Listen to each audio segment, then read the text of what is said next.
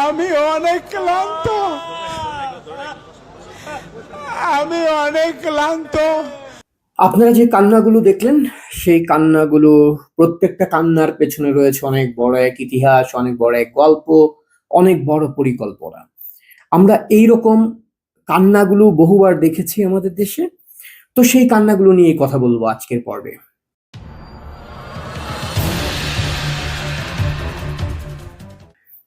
সম্প্রতি গাজীপুরের টঙ্গী থেকে যে একজন ইমাম অপহৃত হলো, যাকে ইস্কন তুলে নিয়ে গেছে, যাকে ইস্কন হ্যান করেছে ত্যান করেছে, তার নাকি কান্না দেখলাম তার ছেলে। সেই অপহরণের কথা বলে আহ, ভারতের প্রধানমন্ত্রী নরেন্দ্র মোদী থেকে শুরু করে ইস্কন সবাইকে জবাই করবার ঘোষণা দিল প্রকাশ্যে। বাংলাদেশ সরকার এই জঙ্গিদেরকে সমর্থন দিচ্ছে। এবং আপনারা দেখেছেন যে পরবর্তীতে আমরা যেটা দেখলাম যে আমি একটা ভিডিও বানিয়েছি এটা টপিকে পুরো ডিটেইল নিয়ে।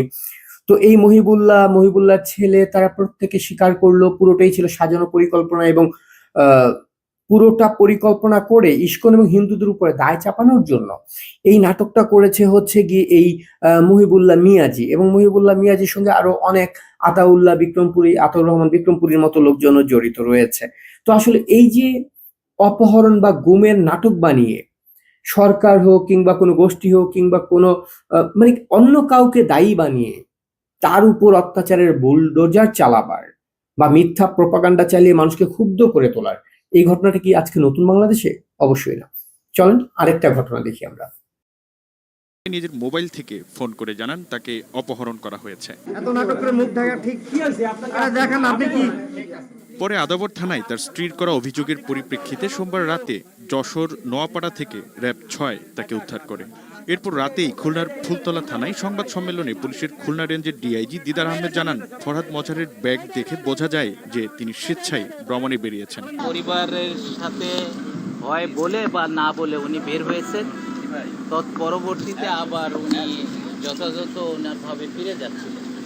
বাই দিস টাইম আমরা বিষয়টাকে অনেক বেশি গুরুত্ব দিয়েছি, সেই গুরুত্ব সাপেক্ষে ওনাকে আমরা উদ্ধার করে পরে আদাবর থানা পুলিশের কাছে হস্তান্তর করা হয়। ফরহাদ মাজার, যার স্ত্রী হচ্ছে গিয়ে ফরিদা আক্তার, যিনি বর্তমানে আপনাদের একজন সম্মানিত উপদেষ্টা। সেই ফরিদা আক্তার 2017 সালের 3 জুলাই রাজধানীর আদাবর থেকে ফরহাদ মাঝারকে অপহরণ করেছে কতিপয় লোক, কতিপয় সেনা মানে র্যাবের লোকজন তাকে অপহরণ করেছে, ডিবির লোকজন অপহরণ করেছে। এইরকম একটা অভিযোগ তুলে ফরিদা আক্তার খুব চেঁচামেচি শুরু করলো। তার কথা ছিল ফরহাদ মাঝার হচ্ছে গিয়ে মেডিসিন কিনবার জন্য বাসা থেকে বেরিয়েছে এবং একটা সাদা মাইক্রোবাসে সে তাকে তুলে নিয়ে গেছে। টঙ্গীর যে ইমাম তিনি যেটা বলেছেন, তাকে একটা মাইক্রোবাসে সে তুলে নিয়ে গেছে। ফরহাদ মাজারের ওয়াইফও সেটাই বলেছিল 2017 সালে 3 জুলাই।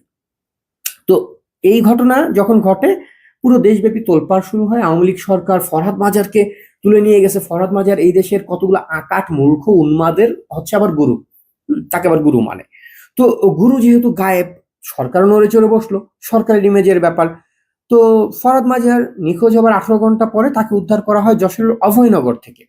তো অভয়নগরের থেকে উদ্ধার করা হয়। তো সরকার বা পুলিশ র্যাব যখন এটা তদন্ত শুরু করে, তখন হচ্ছে কি অপহরণের দিন মানে বিকেল থেকে 4টা থেকে 6টা পর্যন্ত দেখা যায় খুলনা নিউ মার্কেট এরিয়াতে, নিউ মার্কেটের আশেপাশে ঘোরাফেরা করছে ফরহাদ মাজার। পাগড়ি টাগড়ি পরে নিজের মতো ঘুরে বেড়াচ্ছে সে, কাঁধে ব্যাগ ট্যাগ নিয়ে, মানে আমরা বেড়াতে গেলে যেমন ব্যাগ ট্যাগ নিয়ে বের হই সেরকম ব্যাগ। তো সেই ফুটেজ গুলো তারা তো দেখে, এবং সেই জায়গায় নিউ মার্কেট থেকে একটা বিকাশের দোকান থেকে সে টাকাও বিকাশ করে একজনকে। 15,000 টাকা বিকাশ করে। কাকে করেছে কিভাবে করেছে সেটা পরে আসছে। তো সেখানে সাদা লুঙ্গি পরা, পাগড়ি টাগড়ি পরে ব্যাগ ট্যাগ নিয়ে সে মানে ঘুরে বেড়াচ্ছে। এবং যেহেতু দেশব্যাপী তোলপাড় তাকে গুম করা হয়েছে, অর্থাৎ সিসি ক্যামেরায় দেখা যাচ্ছিল সে একটু চেহারা আড়াল করে মানে একটু ভাবে ঘোরাফেরা করতেছে। তো এই জায়গায় তারপরে গিয়ে তাকে সরকার মানে র্যাব হচ্ছে গিয়ে যখন অ্যারেস্ট করে, মানে অ্যারেস্ট করে মানে উদ্ধার করে আর কি।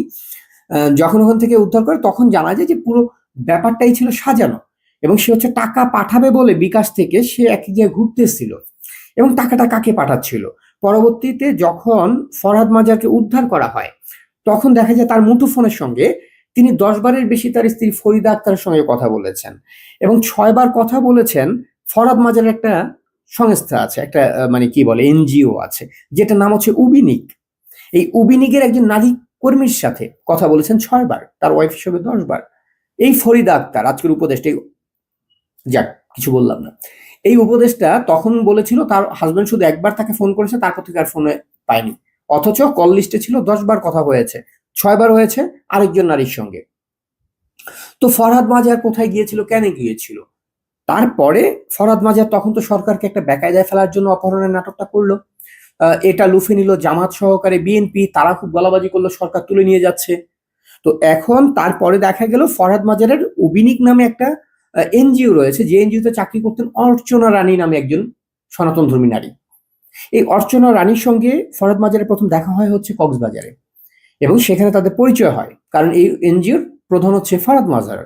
তো সেই জায়গা থেকে যেহেতু ফরহাদ মাজার হচ্ছে একটু ভাববাদী টাইপের চলাফেরা, একটা ফকিরি টাইপের চলাফেরা করে, তো তা ওই মহিলার কাছে ফরহাদ মাজারকে গুরু মনে হয়, সে তাকে গুরু মানে, গুরু বলে তাকে বাবা বলে ডাকতো। বাবা হচ্ছে গিয়ে তারপরে তাকে ফকিরি ধর্মে ধর্মান্তরিত করে, ফকিরি গ্রহণ করে ওই অর্চনা রানী। এবং ফকিরি গ্রহণ করার পরে ফরহাদ মাজার তাকে বলে সেবা দাসী হিসেবে, মানে বাবার সেবা করবে, এই জন্য তাকে আত্মনিয়োগ করতে, আত্ম উৎসর্গ করতে, মানে বাবার যখন লাগাতে মন চেয়েবে তখন লাগাইতে দিতে হবে। এটা হচ্ছে এক ধরনের, ধরেন ফরহাদ মাজারের এক ধরনের প্রার্থনা। তো অর্চনা রানী ফরহাদ মাজারের সঙ্গে তখন তার শিষ্যত্ব গ্রহণ করে, এবং হচ্ছে গিয়ে এই অর্চনা রানী চাকরি সূত্রে, তখন এই চাকরির সূত্রেই সে হচ্ছে ঈশ্বরদী এবং টাঙ্গাইলে ট্রান্সফার হয় বিভিন্ন জায়গায়। তো ফরহাদ মাজার কয়েকদিন পর পরেই ঈশ্বরদী যেত, টাঙ্গাইল যেত। 2009 সালের দিকে এই ঘটনা ধরা পড়ে যায় আজকের উপদেষ্টা মানে এর কাছে, ফরিদার কাছে। তো ফরিদার সঙ্গে এটা নিয়ে প্রচন্ড ঝামেলা চলতেছিল। এই ঝামেলার মধ্যে দিয়ে সে হচ্ছে অর্চনার লোভ সামলাইতে পারতেছিল না। তো তারপরে প্রথমবার অর্চনা যখন গর্ভবতী হয়, অর্চনার ইন্টারভিউটা অনলাইনে আছে। অর্চনার ইন্টারভিউটা প্রয়োজন আমি লিঙ্ক যুক্ত করে দেব। যে অর্চনা যখন প্রথমবার গর্ভবতী হয়, সে অ্যাবরেশন করে হচ্ছে মালিবাগে। দ্বিতীয়বার যখন অর্চনা গর্ভবতী হয়েছে, এটা সে জানতে পারে হচ্ছে এপ্রিল মাসের 16 তারিখ 2017, এপ্রিলের 16 তারিখে জানতে পারে। এবং তারপর সে হচ্ছে কি ফরহাদ মাজারকে প্রেশার দেয় যে এককালীন তাকে একটা টাকা দেওয়ার জন্য, এই বাচ্চাটা সে নষ্ট করবে না এবং এই বাচ্চা সে রাখবে, এবং সেটার জন্য 35 লক্ষ টাকা সে দাবি করে, অন্যথায় সে এটা নিয়ে পাবলিকলি আসবে বলে ঘোষণা দেয়। তো ফরহাদ মাজার তখন সে চিপায় পড়ে যায়, কি করবে? সেই জায়গা থেকে ফরহাদ মাজার অপহরণের নাটকটা সাজায়, এবং সে হচ্ছে তার ওয়াইফকে বলে তাকে অপহরণ করা হয়েছে, তাকে 35 লক্ষ টাকা দিতে হবে। এবং ফরহাদ মাজার অর্চনাকে বাসা থেকে বেরিয়ে ফোন করে জানায় যে টাকার ব্যবস্থা হয়ে যাবে, তুমি টেনশন করো না, আমি টাকার ব্যবস্থা করতেছি। তো এই যে পুরো ব্যাপারটা ছিল ফরহাদ মাজার ধরেন তার গার্লফ্রেন্ডকে লাগানোর জন্য গিয়ে, মানে এমন একটা সময় গিয়েছিল বাংলাদেশে, কেউ গার্লফ্রেন্ডকে লাগাইতে গেলেও সেখানে কোনো না কোনো ভাবে সেই ব্যাপারটাকে আওয়ামী লীগ সরকারের বিরুদ্ধে নিয়ে যেত। হ্যাঁ, ফরহাদ মাজার করেছিল এই কাজটা। মরিয়ম মান্নান খুবই আলোচিত ঘটনা, আমার মাকে এনে দাও বলে সে পুরো আমাদের জাতিকে কান্নাকাটি করে ফেলেছিল। আমি নিজেও অনেকগুলো পোস্ট দিয়েছিলাম এই মহিলার মায়ের জন্য। 2022 সালের 27শে আগস্ট রাত 10টায় খুলনার দৌলতপুর থেকে নিজ বাড়ি থেকে মানে অপহরণের শিকার হয় মরিয়ম মান্নানের মা রহিমা বেগম। সেটা নিয়ে পুরো বাংলাদেশ তোলপাড়, বাংলাদেশের বিভিন্ন আইন শৃঙ্খলা বাহিনীর নামে হাত আঙ্গুল উঠতে শুরু করে বিভিন্নভাবে, এবং মরিয়ম মান্নান কান্নাকাটি করে টোরে মায়ের এক জায়গায় গিয়ে আবার মায়ের লাশ খুঁজে পায়, লাশ খুঁজে পেয়ে তারপরে সে কান্না, আমার মায়ের গাল আমি চিনি, আমার মায়ের নাক আমি চিনি, আমার মায়ের এটা আমি চিনি, আমার মায়ের ঠ্যাং আমি চিনি, এটাই আমার মা, এটাই আমার মায়ের অর্ধগলিত লাশ। সন্তান কখনো মায়ের লাশ চিনতে ভুল করতে পারে না।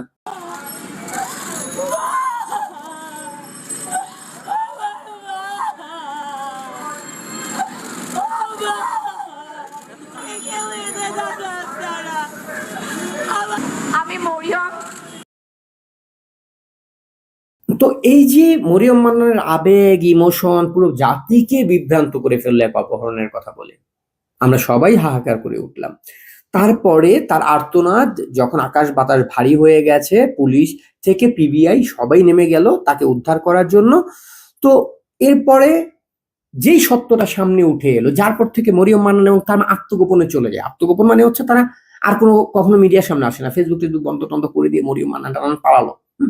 তো ঘটনাটা যেদিন ঘটে তার কয়েকদিন আগে, মানে 25 দিন আগে বসুন্ধরা এলাকায় থাকতো মরিয়ম মান্নান।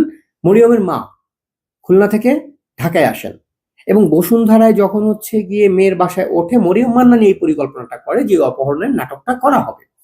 এই অপহরণের নাটকটা সাজায় এবং হচ্ছে সে হচ্ছে 27 অগস্ট বিকেলে মরিয়ম মান্নান ঢাকা থেকে বিকাশের মাধ্যমে আবার টাকা পাঠায় 1000 তার মাকে, মানে আত্মগোপনে যাওয়ার জন্য, অপহরণ হবার জন্য।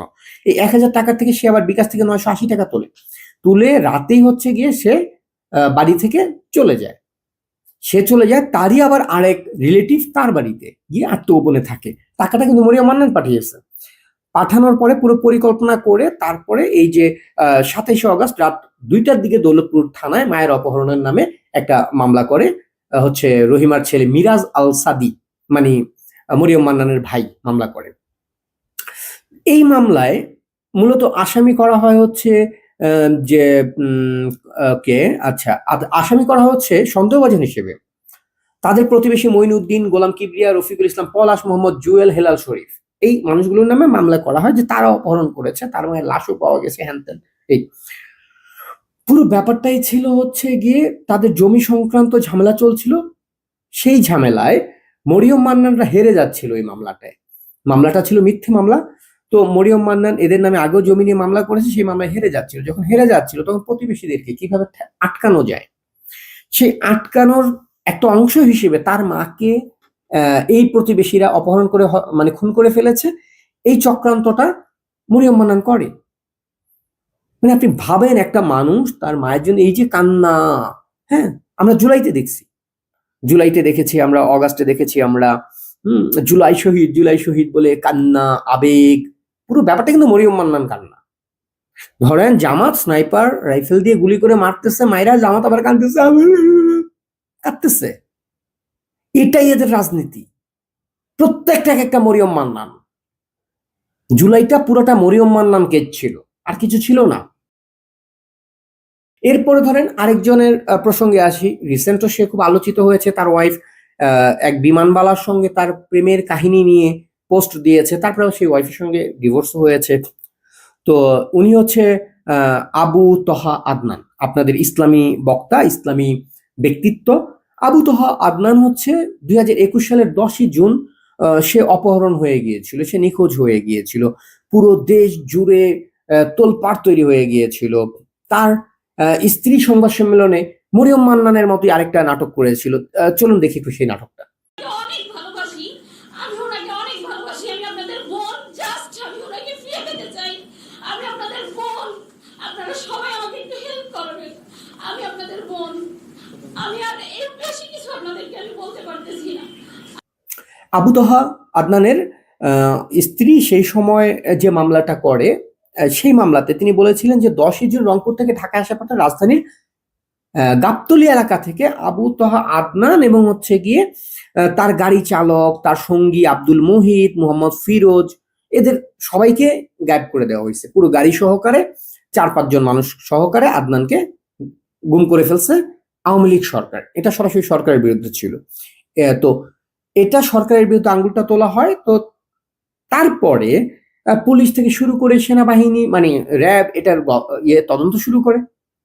সেই তদন্তে আবু তহা আদনানকে উদ্ধার করা হয় গাইবান্ধা থেকে উদ্ধার করা হয় হচ্ছে কি তার মানে গাইবান্ধা থেকে উদ্ধার করে না, গাইবান্ধায় হচ্ছে কি সে আত্মগোপনে ছিল তার বন্ধু সিয়ামের বাসায়।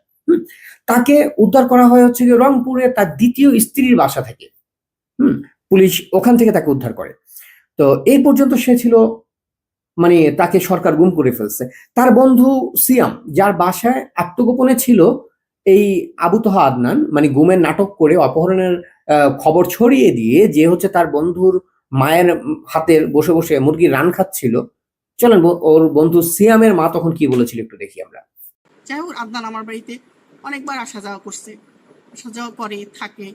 তাই এই গত শুক্রবার, আগের শুক্রবারে তাই দুপুরের দিকে একটু দেখি ভীত সন্ত্রস্ত হয়ে এসে আমাকে বলছে যে আন্টি আমাকে একটু থাকার জায়গা দেন, আমি কিছুদিন আপনার এখানে থাকবো।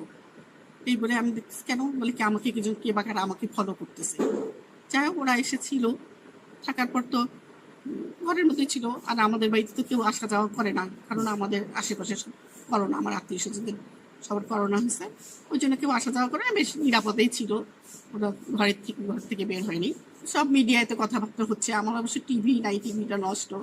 যাই হোক, আমি একটু ফোনে টুনে শুনতেছি, আমার চিনে তো আমার আত্মীয় স্বজনরা সবাই, ওরা বলতেছে এরকম এরকম। তো আমি তখন বললাম যে কিছুদিন যাওয়ার পরে বললাম যে আমার মনে হয় তোমরা যেতে পারবে এখন।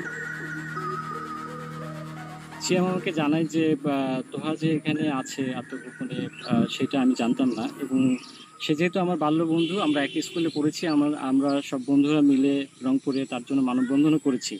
এবং আমি এক পর্যায়ে আমার মাকেও বলেছি যে মা, যেহেতু তোহাকে পাওয়া যাচ্ছে না, তুমি একটু দোয়া করো। এবং এই বিষয়টা আমি জানতাম না। এটা যখন যেহেতু আমি রংপুরে চাকরির জন্য সেখানেই থাকি, মা এখানে একাই থাকে, আমি যখন শুক্রবারে আসি দুপুরে, তখন শুনি যে তারা তোহা সহ তার সঙ্গীরা এখান থেকে চলে যায়। আপনারা দেখলেন আবু তোহা আদনানের বন্ধুর মায়ের কথাগুলো। আবু তোহা আদনান গুম হয়েছে, সরকার গুম করেছে, এটা বলে চিৎকার চেঁচামেচি শুরু করে আবু তোহা আদনান মূলত নিজে গিয়ে লুকিয়েছিল এই বন্ধুর বাসায় লুকিয়েছিল। কারণ আবু তোহা আদনানের ওয়াইফ, যার বক্তব্য মাত্র আপনারা দেখলেন, আবু তোহা আদনান তার কাছ থেকে গোপন করে দ্বিতীয় বিয়ে করে। দ্বিতীয় বিয়ের খবর যখন হচ্ছে গিয়ে কোনোভাবে সে খুব হয়ে যায়, আতঙ্কিত হয়ে যায় যে ওয়াইফ জানলে কি হবে, এটা ওটা, কারণ তখন ওয়াইফের কানে আসা শুরু করছে ব্যাপারটা।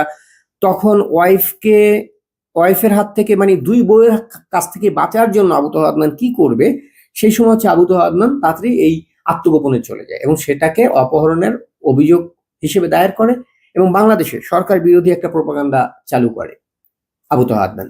তাকে পরবর্তীতে দ্বিতীয় স্ত্রীর বাড়ি থেকে আবিষ্কার করা হয়। এবং রিসেন্ট সে আপনাদের ইসলামী বক্তা, ইসলামী স্কলার আবু তোহা আদনান, যে হচ্ছে আরেক বিমানবালার সঙ্গে লটর পটর করতে গিয়ে তার ওয়াইফ আবার সেগুলো তথ্য প্রমাণ সহকারে অনলাইনে আপলোড করে দিচ্ছে। মানে এই হচ্ছে আপনাদের ইসলামী একজন মানে চরিত্রবান লোক, যার চরিত্র ফুলের মতো পবিত্র, যাকে প্রত্যেক মুসলমানের অনুসরণ করা উচিত। আপনারাই তো বলেন।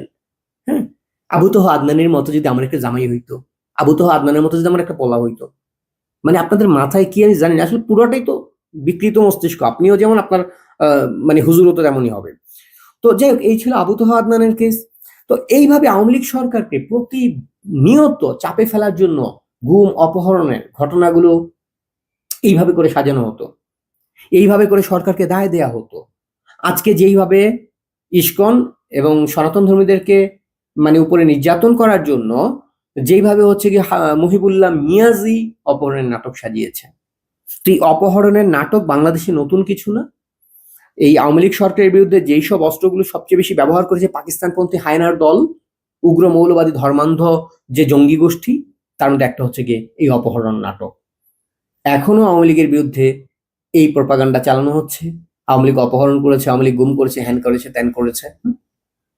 পুরো ব্যাপারটাই হচ্ছে জঙ্গিদের পরিকল্পিত একটা নাটক। এখানে 4টা দিলাম, নেক্সট আরো কিছু ঘটনা হয়তো বা তুলে ধরবো এই অপহরণের। ধন্যবাদ সবাইকে।